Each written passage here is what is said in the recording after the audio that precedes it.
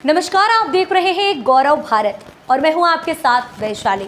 खबर मध्य प्रदेश के सतना जिले से है, जहां रीवा के व्यापारी सुधीर कुमार सोनी पिता स्वर्गीय सत्यनारायण सोनी ने ग्राम कैमार में एक जमीन खरीदी है, जिसमें आरोपी राजेंद्र सिंह पटेल अपने दबंगई पूर्वक उसे जमीन पर कई वर्षों से कब्जा कर लिया है। उसके खिलाफ व्यापारी सुधीर सोनी ने बेला थाने में शिकायत भी दर्ज की है, लेकिन पुलिस द्वारा कोई कार्यवाही नहीं की जा रही है।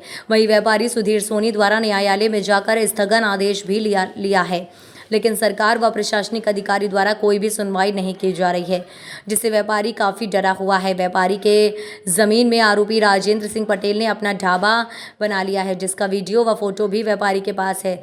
वहीं व्यापारी के वकील ने मीडिया को जानकारी देते हुए बताया कि जब हम आरोपी राजेंद्र सिंह पटेल को घर बनाने से रोकते हैं तो वह मारपीट व गाली गलौज करता है, वह जान से मारने की धमकी देता है, जिसकी शिकायत व्यापारी ने थाने में भी की है और सीएम हेल्पलाइन में भी की है, लेकिन प्रशासनिक अधिकारियों द्वारा कोई भी कार्यवाही नहीं की जा रही है।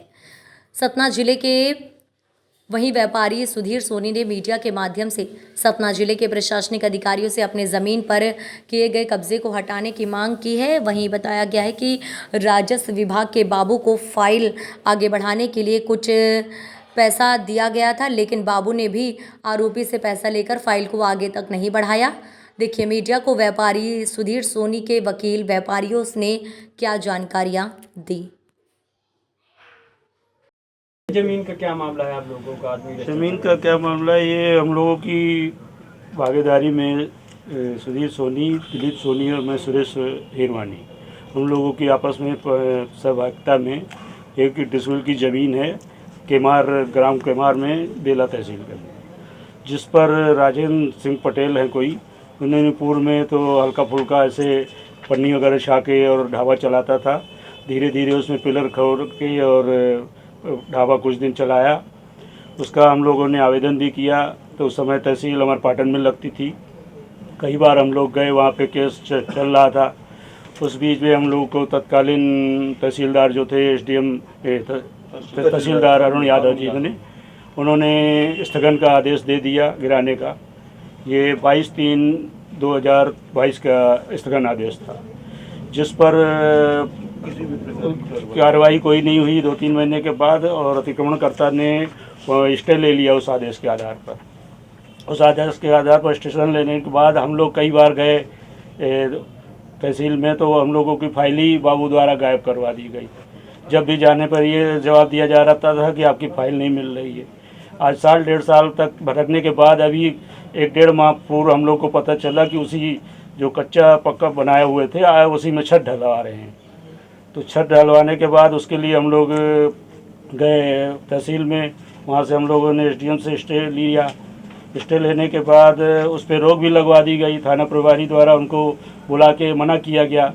उसके बाद अतिक्रमणकर्ता द्वारा स्वयं ने यह आदेश लिया था स्थगन का, उसका उल्लंघन करते हुए उसी मतलब ज़मीन पे कब्जे छत ढलवा लिया। कोर्ट ऑफ कंडम का केस उन्होंने ऑलरेडी किया।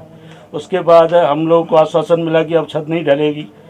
हम लोग उसके बाद भी कई बार जाते रहे, लेकिन फाइल नहीं मिली।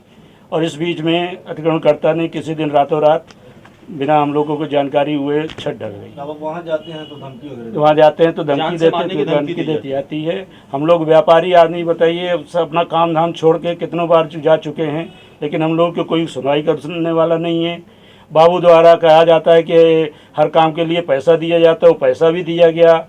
सीएम हेल्पलाइन में शिकायत भी की गई, वहाँ भी कोई चीज़ सुनवाई नहीं है। तो ये ऐसा तो बहुत सारा तो कहीं नहीं चलना चाहिए। अरे सीधा रामराज, किस तरह का रामराज इसको कहा जाता है? राम राज्य की बात नहीं है सर। इसमें सबसे बड़ी चीज है कि देखिए, आप एसडीएम के आदेश की खुलेआम धज्जिया उड़ा रहे हैं, और 2 बार एसडीएम ने आदेश दिया 1 हफ्ते के अंतराल में। तो क्या प्रशासन और एसडीएम की मतलब मिली भगत से ये काम हो रहा? क्या ये राम राज्य चल रहा है कि रावण राज्य चल रहा? व्यापारी जाए तो जाए कहाँ?